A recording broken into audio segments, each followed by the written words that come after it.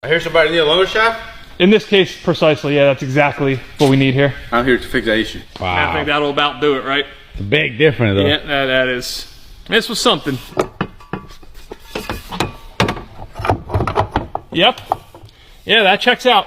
When you order the right drive shaft, it does fit. As I was saying, what, 24 hours and about $1,200 ago, I figured this would be the perfect time to take care of all the other weak links in this thing. That way when we actually start making some power here, we're not doing that whole drivetrain destruction speed run like we did in the OG Demon.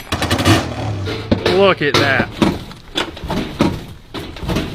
Obviously, we swapped out from the factory two-piece drive shaft that has the carrier bearing right there to a big old thick one-piece aluminum, but that might not be the most important part. One of the biggest issues we were having with this car before was that it was horribly misgeared. We had the factory 262 in it, and given our engine choice, we definitely didn't have the torque to power through such a long gear anymore, but it turns out the next engine going into the OG Demon up there does need a really long gear, so we just did a little swap-a-rooski. Now we got ourselves the 370 gear in here. It's the same one the Demon was running when it had a manual transmission, and that's not it. We got the drive shaft shop axles, we got the subframe lockout kit, we got a differential brace. Now, is all this overkill for that little lawnmower engine we got in there now?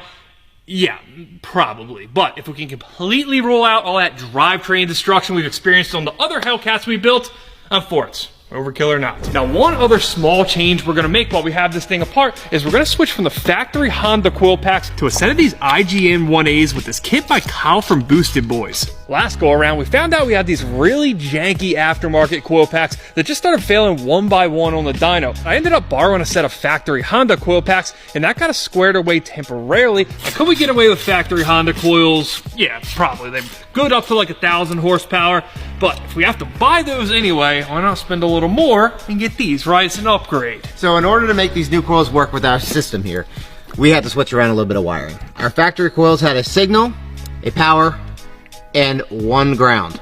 Our new coils have a signal, a power, and 3 grounds.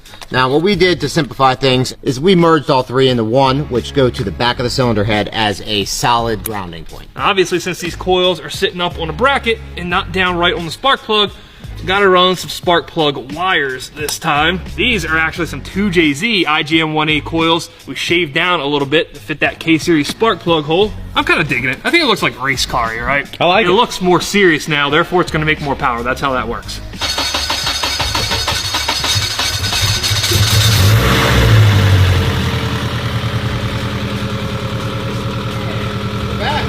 Right back to life.